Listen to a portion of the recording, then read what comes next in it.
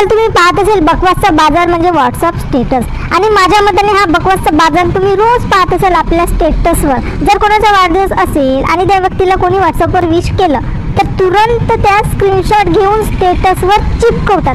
असं करून करून 50-60 स्टेटस चिपकवून टाकले जाते. आणि जो स्टेटसवाला जो सर्कल आहे ना तिथे छोटे छोटे असे कट दिसते. इतके स्टेटस चिपकवले जाते की मोबाईल कधी कधी हँग मारते. आणि पुन्हा यांचे जे जिगरीवाले मित्र मैत्रिणी असते ते पण तुरंत व्हॉट्सअप चेक करतात की माझावाला स्क्रीनशॉट ठेवला की नाही. माहित नाही काय मजा येते अशा पागलपणमध्ये.